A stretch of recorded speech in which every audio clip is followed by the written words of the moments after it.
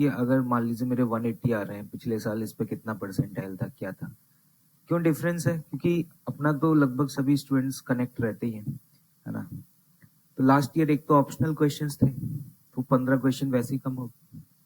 तो पिछले साल क्या था, 10 में से 5 ही करने होते थे इंटीजर में, तो 5 लोग कर ही लेते थे, ठीक है। इस बार वो चॉइस भी खत्म हो गई, तो वैसे ही बाय डिफॉल्ट कट ऑफ तो कम हो ही गया। दूसरा क्या है कि डिफिकल्टी लेवल की अगर हम बात करें तो मैथ्स में क्वेश्चन डिफिकल्ट तो नहीं थे, लेकिन लेंथी काफी थे, है ना। तो बहुत रेयरली, काफी कम ही स्टूडेंट्स ऐसे मिले जिनका स्कोर मैथ्स में जो है वो 50 प्लस हो, ठीक है। मतलब 50 इज लाइक अ ड्रीम, ऐसे हैं, बहुत कम है। मतलब किसी की मैथ्स बहुत फेवरेट है वो बात अलग है, ऐसे स्पेशल केसेस हैं 80 प्लस, लेकिन वो वैसे हैं कि भैया उनकी मैथ्स ही मतलब फेवरेट थी। लेकिन ऐसे हिंदुस्तान में काफी गिने चुने ही लोग हैं। और फिजिक्स का पेपर अगर देखें तो हम ये कह सकते हैं आसान था, लेकिन 25 में से किसी भी शिफ्ट में आप देख लीजिए, कम से कम 3 से 4 ऐसे क्वेश्चंस थे जो आप कह सकते हैं कि अच्छे क्वेश्चंस थे। मतलब वो आपके लक पर भी बेस्ड थे, मतलब आपका दिन अच्छा है तो अच्छा हो सकता है। शिफ्ट पे भी डिपेंडेंट थे, शिफ्ट वाइज वेरिएशन काफी थे।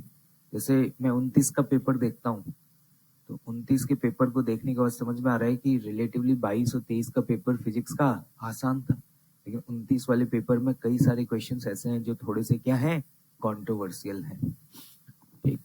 तो ये तो तय है कि लास्ट ईयर के कंपैरिजन में जो कट ऑफ्स हैं वो रिलेटिवली इस साल तो क्या जाएंगे, कम ही जाएंगे।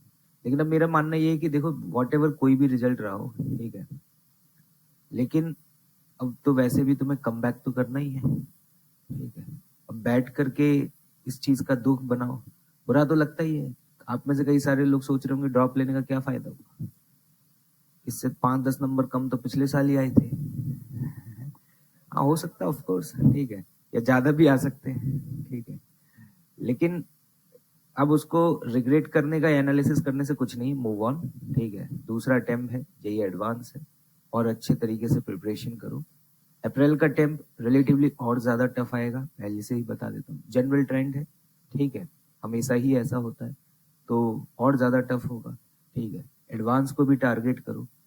सिंपल सी बात है कि अच्छे क्वेश्चंस की प्रैक्टिस करो, ठीक है। अगर आप अच्छे लेवल की क्वेश्चंस की प्रैक्टिस करेंगे तो पेपर कैसा भी है आपको टफ नहीं लगेगा। और पेपर अगर टफ आ रहा है तो this is a good sign for all of you, ठीक है। अगर आपने पढ़ाई करी है पूरे साल, तो पेपर टफ आने से क्या होता है कि आप जैसे स्टूडेंट्स के लिए अच्छा ही होता है, क्योंकि जब पेपर बहुत आसान आ जाता है ना, बहुत ही ज्यादा आसान, तो फिर उसमें क्या होता है कि जिसने आखिरी के 2 महीने में वन शॉट देख करके भी सिलेबस कंप्लीट किया है ना, वो भी क्वेश्चन सही करके आते हैं, और वो भी 25 में से हो सकता है कि 20-20 सवाल लगाते हैं। तो अच्छी बात है, गुड साइन है। लेकिन यह है कि सिंपल सा उस दिन भी बोला था तुम लोगों को कि बहुत सारे वॉइड क्रिएट किए हैं तुमने इस जर्नी के दौरान, ठीक है। वो वॉइड आपको ही पता होंगे कहाँ कहाँ पे क्रिएटेड है, अब वहां पे आपको पैचेस लगाने हैं, सिंपल सी बात है। तो वो देखो, उन वॉइड्स को क्या करो, सिंपली फिल करो और लेवल को अपग्रेड करो, है ना। अच्छे सवालों की प्रैक्टिस करो, मैं तो फिजिक्स में आपको यही कहूंगा, ठीक है। मतलब फिजिक्स में एटलीस्ट अपना जो लेवल 2 है, ठीक है, मतलब देखो एक सीक्वेंस है, उसको आप सभी को फॉलो करना है किसी भी एक पर्टिकुलर चैप्टर में। सबसे पहले प्रायोरिटी जो है ना, L1 है। क्या है? L1। L1 मतलब लेवल 1, ठीक है, ये सीक्वेंस बता रहा हूँ, ठीक है। मतलब ये चेक पॉइंट्स हैं। L1 मेरा पूरा सबसे पहले कंप्लीट होना चाहिए किसी भी चैप्टर का, फिर उसके बाद उस पर्टिकुलर चैप्टर की मेरी ईएलपी कंप्लीट होनी चाहिए, ठीक है। ईएलपी बहुत ज्यादा नहीं होती, हर चैप्टर में 3-4 होती है। This is a second check point, ठीक है। जब आपका ये चेक पॉइंट कंप्लीट होगा, उसके बाद आपके लास्ट 4 इयर्स के पीवाईक्यूज उस पर्टिकुलर चैप्टर पर कंप्लीट होने चाहिए, ठीक है। ये चेक पॉइंट्स अगर आपने कवर कर लिए हैं किसी चैप्टर में, तो अब आप मूव कर जाइए। क्या कर जाइए? मूव कर जाइए। सेकंड स्टेप जो है वो आपका क्या होगा? लेवल 2, ठीक है। आपको लेवल 2 कंप्लीट करनी है। उसके बाद नेक्स्ट स्टेप जो होगा वो होगा क्यूबी, आपको अपनी क्वेश्चन बैंक कंप्लीट करनी है। और फिर उसके बाद जो नेक्स्ट टारगेट होगा वो होगा लास्ट 10 इयर्स के जेई एडवांस के पीवाईक्यूज। मेरा मानना है कि आपको फिजिक्स में ये चेक पॉइंट्स हैं, मतलब अगर आपको एक कंफ्यूजन हो रहा है किसी को भी कि सर क्या करें अभी, तो आप इस सीक्वेंस को फॉलो करिए, ठीक है। अगर आप किसी चैप्टर में ये स्टेज 1 क्रॉस कर चुके हैं तो प्लीज अब बहुत ज्यादा समय मत बताइए, ठीक है, मूव ऑन, ठीक है। स्टेज 2 में अपना लेवल 2 कंप्लीट करिए। लेवल 2 में अगर आपको लग रहा है कि सर बहुत डिफिकल्ट है, इतना टाइम नहीं है मेरे पास, या सारे क्वेश्चंस करूं क्या, तो मैं आपको रिकमेंड करूंगा कि ठीक है आप उसको सेग्रीगेट कर सकते हैं। If you don't have a time तो आप उस केस में एटलीस्ट ऑब्जेक्टिव क्वेश्चन को जरूरी करिए, जो एक्सरसाइज ओ है। कौन सी है? ओ है, ठीक है। आप सब्जेक्टिव वाली एक्सरसाइज को होल्ड कर सकते हैं, लेकिन ओ जरूर करिए। और क्वेश्चन बैंक करिए। किसी भी चैप्टर में आपके पास जो क्वेश्चन बैंक है उसमें 15 से 20 सवाल होंगे सिर्फ, ठीक है। उसको करिए, अपने आप ही लेवल अपग्रेड हो जाएगा, ठीक। और हो सके तो अपनी एक बुकलेट रखिए, आपके पास होनी चाहिए, जिसमें जेई एडवांस के 10 सालों के क्या हो, पीवाईक्यूज हो, ठीक है। मैं आपको बता दूं, अगर आप जेई एडवांस को टारगेट कर रहे हैं तो फालतू की चीजें कुछ भी करने की जरूरत नहीं है, ठीक है। ये जो सोर्स होता है ना, this is a best source. मतलब जेई में जो क्वेश्चंस पूछे जाते हैं ना, वो क्वेश्चन ऑलमोस्ट पिछले सालों में जो क्वेश्चंस पूछे गए कहीं ना कहीं उससे ही थोड़े बहुत रिलेवेंट क्वेश्चंस होते हैं। तो मैं आपको बता दूं कि सबसे पहले इसे करिए। जैसे कुछ लोग कह रहे थे कि सर हमें क्यूएफटी बुकलेट कब मिलेगी, क्यूएफटी बुकलेट के बारे में जानते हैं? ठीक है, वो एक यूएसपी है अनअकैडमी की, क्वेश्चंस फॉर टॉप 100 करके एक बुक है, ठीक है। काफी फेमस बुक है, ठीक है। हम ही लोगों ने बनाई हुई है एडवांस के पॉइंट ऑफ व्यू से। तो कुछ लोग आप में से ये पूछ रहे थे कि वो कब मिलेगी, वो कब मिलेगी। मिल जाएगी वो भी, आज ही बंटवा देंगे, बंटवाने में क्या है। लेकिन पॉइंट ये है, करोगे क्या? अगरबत्ती लगाओगे उसके, है ना। क्यूएफटी अगर आपको करनी है तो क्यूएफटी वही इंसान कर पाएगा या झेल पाएगा जिसने ये वाले सारे स्टेजेस क्या कर रखी हो, क्रॉस कर रखी हो। Otherwise there is no sense. ज्यादा से ज्यादा ये होगा कि जो उसमें 1-2 चैप्टर कर भी लोगे, लेकिन उसके बाद जब क्वेश्चन बनेंगे नहीं, डिमोटिवेशन होगा और छोड़ दोगे। तो ये पहले पूरा कंप्लीट करो। ये स्टेज 1 है, ये स्टेज 2 है। अगर तुम्हारे फिजिक्स में स्टेज 2 तक सभी चैप्टर में कंप्लीट हो जाए, पहले ये करना है। सबसे पहले आपको ये समझ में आना चाहिए कि स्टेज 2 सारे चैप्टर्स में करो। ऐसा नहीं है कि मॉडर्न में करके छोड़ दिया, या इलेक्ट्रोमैग्नेटिज्म में, सारे मैकेनिक्स, कोई भी चैप्टर छूटना नहीं चाहिए। जब आपको लगता है ये दोनों स्टेजेस क्रॉस हो गई हैं आपकी, उसके बाद then we will move to the QFT and the assignments, और भी बहुत सारी चीजें हैं, ठीक है। एक साथ सारी चीजें नहीं होती, टोटल 4 स्टेप प्रोसेस होती है जेई एडवांस की प्रिपरेशन में, जिसमें ये 2 स्टेज हैं और आगे 2 स्टेज और हैं। वो जब लगेगा कि हाँ, क्योंकि मेरा मानना ये है कि ये पूरा निपटाने में तुम चाहे कितने भी धुरंधर रहे हो, तुमने बहुत मेहनत करी हो, तो भी मेरा मानना है कि ये पूरा निपटाने में कम से कम अभी भी तुम्हें 25 दिन चाहिए, 25 डेज चाहिए, तब जाकर के पूरा बाइंड अप हो पाएगा, ठीक है।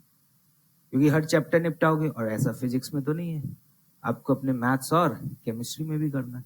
तो अगर तीनों सब्जेक्ट के बाइंड अप करेंगे तो 25 दिन, या फिर आप ये बोल सकते हैं कि कम से कम 20 दिन तो आपको लगेंगे। तो आप अपने प्लान्स को इस तरीके से बनाइए, ठीक है।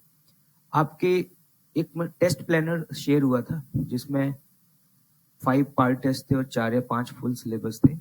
उसमें जो फुल सिलेबस टेस्ट हैं उनका काउंट बढ़ा दिया गया है, वो 5 से 10 कर दिए गए हैं। मतलब आप ये मान करके चलिए कि 8 मार्च के बाद हर 2 से 3 दिन बाद आपका एफएसटी होता रहेगा, ठीक है। तो ये ऑफ कोर्स अभी आपके वीक में 1 बार होंगे, और फिर आपके वीक में 3 बार होंगे, और ये 8 मार्च के बाद शुरू होगा। तो जो अपडेटेड प्लान है वो भी आपके साथ शेयर कर दिया जाएगा।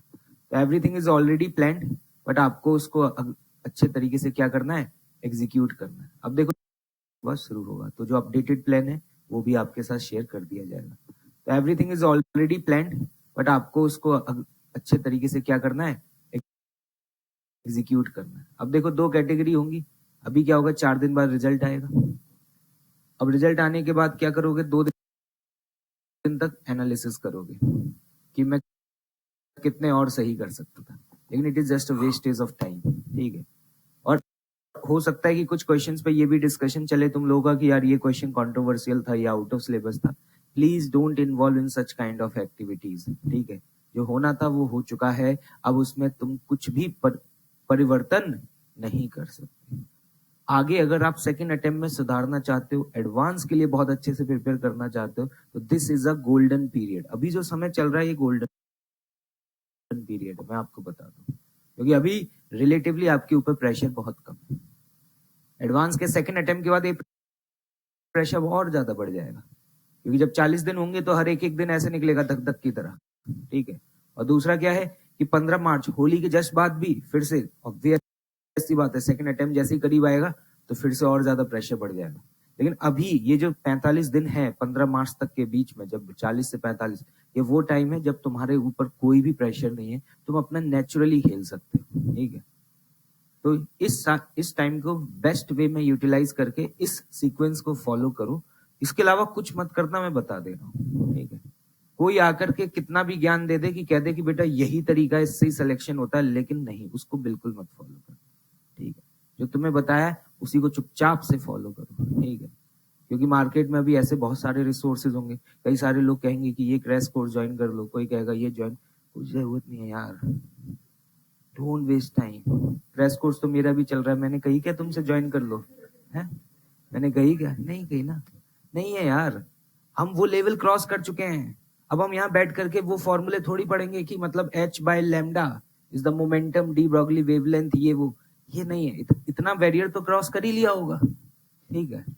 इतना तो, ये तो मिनिमम बैरियर है जिसको क्रॉस कर गए होगे। अब बैठ करके तुम्हें फॉर्मूले बढ़ाए, उन पे क्वेश्चंस कराए, नहीं भाई, सब कुछ है तुम्हारे पास, बहुत बहुत कुछ है पढ़ने के लिए। Time, this is the right time कि सेल्फ स्टडी पे ज्यादा से ज्यादा क्या दो, समय दो, ठीक है। और जो एक्सक्लूसिव जेई एडवांस का सिलेबस बचा है उसे कंप्लीट करो, क्वेश्चंस लगाओ, डिस्कशंस करो, दैट्स ऑल, ठीक है। जो डाउट्स आ रहे हैं उनको मार्क करो और डिस्कशन जरूर करते रहो, ठीक है। मतलब डाउट नहीं रहना चाहिए। कई बार क्या होता है कि हमने सॉल्व किया, डाउट आया, डाउट छोड़ दिए, उससे क्या होगा कि अपग्रेड नहीं कर पाओगे। अच्छे क्वेश्चंस की प्रैक्टिस करो, डाउट्स को मार्क करो, उन क्वेश्चन से सीखने को मिलेगा, तुम्हें हेल्प होगा। और कुछ भी करने की जरूरत नहीं है, इधर उधर फालतू के कोई भी कोर्सेज ज्वाइन करने की जरूरत नहीं है। इवन इस पे भी कोई भी कोर्स आता है वो भी ज्वाइन मत करना, ठीक है। ये बैच वो बैच कुछ नहीं, क्या करोगे? ये उन लोगों के लिए है जिन्होंने थ्रू आउट द सेशन पढ़ाई नहीं करी। अगर आपको लगता है कि आपने नहीं पढ़ा है, आपको लगता है कि आपको कुछ आता ही नहीं है, और आपको लग रहा है 2 महीने में चमत्कार हो जाएगा, तो कर लो, लेकिन होगा नहीं, है मैं बता दे रहा हूँ, ठीक है। ऐसे चमत्कार नहीं होते, ठीक है। चलिए आइए, कहां तक हो चुका था डिस्कशन? 20 तक हो चुका था, ठीक है। 21, हाँ